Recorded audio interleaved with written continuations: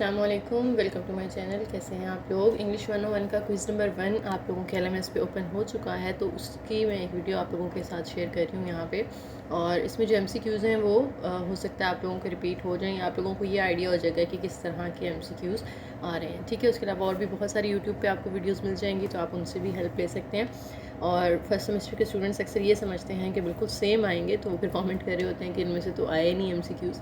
तो ज़रूरी नहीं होता कि आपके क्वेश्चंस इसमें से रिपीट हों, और क्विज़ जो है वो बिल्कुल सेम नहीं होता, वो डिफरेंट क्वेश्चंस होते हैं, आप लोगों के डिफरेंट होंगे। ठीक है, लेकिन ये है कि 1-2 रिपीट हो जाएंगे, 3 हो जाएंगे, किसी की किस्मत अच्छी हो तो 4 या 5 भी रिपीट हो सकते हैं। ठीक है, लेकिन ये आइडिया हो जाता है कि किस तरह के MCQs आ रहे हैं पेपर के अंदर। तो स्टार्ट करते हैं हम लोग। हमारा फर्स्ट क्वेश्चन है, choose the connecting word that completes the sentence meaningfully. यानी नीचे एक सेंटेंस आपको दे दिया उन्होंने, और ये जो एक ब्लैंक है इसको आपने फिल करना है by using a connecting word, जो कि इन दो सेंटेंसेस को कनेक्ट करेगा। तो सेंटेंस क्या है, school will shut early dash heavy snow is expected tonight.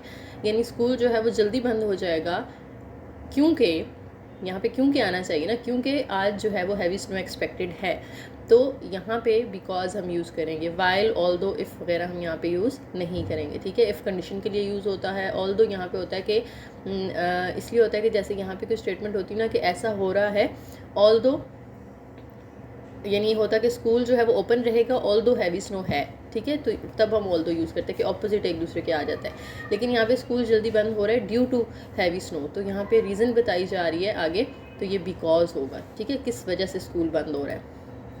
Next है, dash is the extra force used in pronouncing और स्पीकिंग अ पर्टिकुलर वर्ड। तो ये आपके हैंड नोट्स में डेफिनेशन दी हुई है स्ट्रेस की।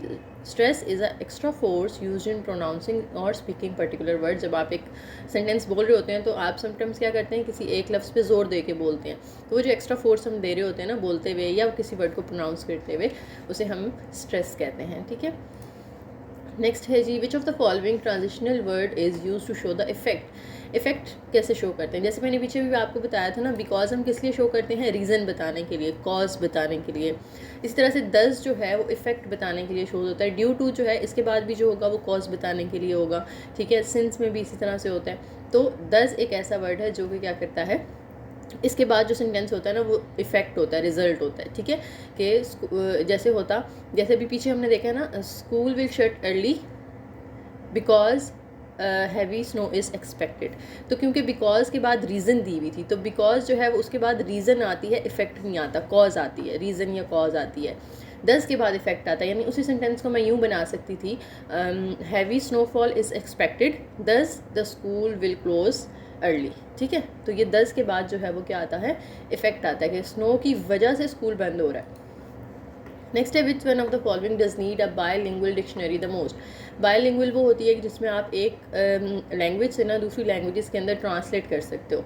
तो वो ट्रैवलर को सबसे ज़्यादा ज़रूरत होती है, क्योंकि वो जगह जगह ट्रैवल कर रहा होता है डिफरेंट एरियाज़ के अंदर, तो वहाँ के लोग जो ज़ुबान बोलते होंगे उसको समझने के लिए उसे बायलिंगुअल डिक्शनरी की ज़रूरत पड़ती है। Find the correctly spelled word. Correct spelling आपने बताना है, तो सर्विलेंस के स्पेलिंग ये होते हैं SURVEILLANCE। और सर्विलेंस का मतलब क्या होता है, इसका मतलब होता है निगरानी करना, सुपरवाइज करना किसी चीज़ को। तो आपको जो है वो ज़्यादातर MCQs इसी तरह के पूछे जाते हैं, ग्रामर से रिलेटेड होंगे। ठीक है, उसके अलावा आपके जो रीडिंग वाले चैप्टर्स हैं, रीडिंग राइटिंग वाले, उससे रिलेटेड होंगे। आपको करेक्ट स्पेलिंग पूछे जा सकते हैं, सिनोनिम्स, एंटोनिम्स पूछे जा सकते हैं। तो मेन मतलब यही चीज़ें आती हैं क्विज़ के अंदर।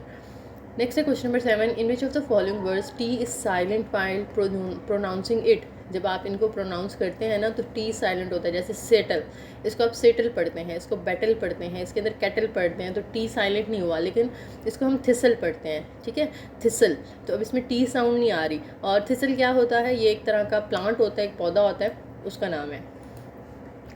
What is paraphrasing. पैराफ्रेजिंग किसे कहते हैं, पैराफ्रेजिंग बेसिकली ये होता है कि किसी और का लिखा हुआ टेक्स्ट आप उसको अपने वर्ड्स में विदाउट चेंजिंग इट्स मीनिंग, आप उसका मीनिंग चेंज किए बगैर उसको अगर अपने वर्ड्स में दोबारा से लिख रहे हो किसी और के मटेरियल को, दैट इज़ कॉल्ड पैराफ्रेजिंग। तो ये ऑप्शन आ जाएगा, restating an author's material in your own words. Restate का मतलब होता है दोबारा से मतलब लिखना। ये सेंटेंस आपने बताना है ट्रू है या फॉल्स है। An effective paragraph consist of a topic sentence, main idea and supporting details. हाँ जी बिल्कुल ठीक है, आपका जो पैराग्राफ इफेक्टिव माना जाता है उसके अंदर ये 3 प्रॉपर्टीज़ होना ज़रूरी है। आपका टॉपिक सेंटेंस होना चाहिए, यानी एक स्टार्ट में सेंटेंस होता है जिसको पढ़ के आइडिया हो जाता है कि आगे सारे जो पैराग्राफ है उसमें किस टॉपिक पे बात होने वाली है। उसके बाद मेन आइडिया होता है और एंड पे दरमियान में सपोर्टिंग डिटेल्स आप लोग यूज़ करते हैं। एंड पे उसमें खैर कंक्लूजन भी होता है, लेकिन वो यहाँ पे उन्होंने मेंशन नहीं किया, लेकिन हम फिर भी इसको ट्रू ही कंसिडर करेंगे। A lot of student find English spelling very confusing. कुछ लोगों को इंटरेस्टिंग भी लगते हैं, कुछ को डिफ़िकल्ट भी लगते हैं, बोरिंग भी लगते हैं, लेकिन आपकी बुक में कन्फ्यूजिंग का वर्ड यूज़ हुआ है। आप अपने हैंडआउट्स में सर्च करेंगे ना, सर्च कैसे करते हैं, Ctrl+F प्रेस करेंगे, डायलॉग बॉक्स आ जाएगा, उसके अंदर आप जो है वो इंग्लिश स्पेलिंग लिख के सर्च करेंगे ना तो वो पूरा सेंटेंस आपके सामने आ जाएगा। वहाँ पे लिखा हुआ है English spellings very confusing.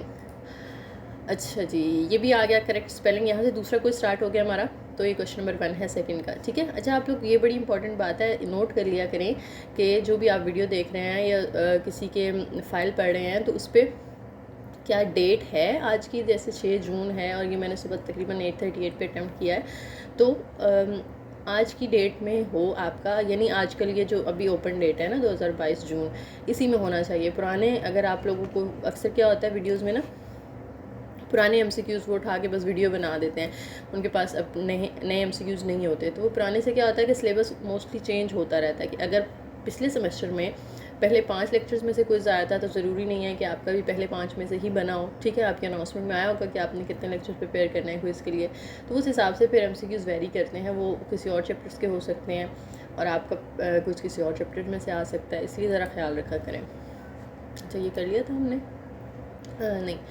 Correct spelling बताने हैं आपने इंडिस्पेंसिबल के स्पेलिंग होते हैं INDISPENSABLE, इंडिस्पेंसिबल। और इसका मतलब क्या होता है, इसका मतलब होता है नागुज़ीर, यानी जिसको आप इग्नोर नहीं कर सकते, जिसे हम इंग्लिश में कह सकते हैं कि नेसेसरी थिंग हो जाती है ना, बहुत ज़रूरी चीज़ हो जाती है, उसे इंडिस्पेंसिबल कहते हैं। नेक्स्ट है क्वेश्चन नंबर 2, रिपीट हो गया वही वाला बिकॉज स्कूल वाला। उसके बाद ये भी रिपीट हुआ, image of the following word T is silent, तो हमने कहा था कि थिसल में वो साइलेंट होता है। अब यहाँ पे आप लोगों ने क्या करना है जी, दो इनको कनेक्ट करना है, कनेक्टिंग वर्ड यहाँ पे यूज़ करना है इस सेंटेंस को कंप्लीट करने के लिए। Go straight on dash you see a supermarket on the right, यानी आप सीधे चलते जाएँ जब तक आपको सुपर मार्केट नज़र नहीं आती आपके राइट साइड पे, तो वहाँ पे आ जाएगा until. Go straight on until you see a supermarket on the right, जब तक, ठीक है, नज़र नहीं आती तब तक सीधे चलते जाएं, तो इसलिए हमने अनटिल यूज़ किया। The subject of the whole paragraph is called topic of a paragraph. जैसे मैंने पीछे भी आपको बताया कि आपका पूरा टॉपिक किस चीज़ पे बहस चल रही है उसके अंदर, पूरे पैराग्राफ के अंदर, तो वो क्या होता है, उसका टॉपिक होता है। उसको हम डेफिनेशन कैसे करते हैं, the subject of the whole paragraph is called topic of paragraph. Next है जी, आपने एक ऑल्टरनेट फॉर्म चूज़ करनी है, यानी एक आपको डेफिनेशन दी हुई है, आपने बताना है ये किसको कहते हैं। One who believes that all things and events in life are predetermined is a fatalist, यानी ऐसा बंदा जो कि ये यकीन रखता है कि दुनिया में जो कुछ हो रहा है वो सब पहले से प्लान्ड है। जैसे हम कहते हैं ना, हमारी किस्मत में सब कुछ लिखा जा चुका है, तो ये जो कौन होता है जो ये सोचता है, वो कौन होता है, वो फेटलिस्ट होता है, ठीक है। जैसे हम लोग हैं, हम मुस्लिम्स यही समझते हैं ना कि हमारी किस्मत में सब कुछ लिखा हुआ है अल्लाह ताला ने ऑलरेडी, तो हम फेटलिस्ट हैं, यानी जो कुछ होता है वो अल्लाह ताला की मर्ज़ी से होता है, प्री प्लान्ड होता है। नेक्स्ट आ जाता है जी, diphthongs are produced by combining dash sounds to vowel sound. Diphthongs जो है ना, वॉल्स तो आपको पता है ना, वॉल्स क्या होते हैं, AEIOU, ये 5 वॉल्स होते हैं हमारे पास, और एट अ टाइम आप 2 वॉल्स को मिला के जो साउंड प्रोड्यूस करते हैं ना, AE को मिला के जो साउंड बन रही है, या AI को मिला के जो साउंड बन रही है, EU को मिला के जो साउंड बन रही है, यानी 2 वॉल्स को एट अ टाइम आप यूज़ करके जो साउंड बना रहे हैं उसे हम क्या कहते हैं, डिफ्थोंग कहते हैं। और इंग्लिश में आई थिंक 8 डिफ्थोंग्स होते हैं, ये भी आप लोगों को याद रखिएगा। Which of these is a complete sentence, इनमें से कम्प्लीट कौन सा है। The beautiful blue birds on the tree, ये आपको सिर्फ मतलब इसमें वर्ब यूज़ नहीं हुआ, तो कंप्लीट सेंटेंस तो नहीं हुआ ना। इसमें देखें, are flying over the tree, verb use हुआ है, ऑब्जेक्ट यूज़ हुआ है, लेकिन सब्जेक्ट यूज़ नहीं हुआ। द फ्लाइंग ब्लू बर्ड्स, ये सिर्फ सब्जेक्ट यूज़ हुआ है।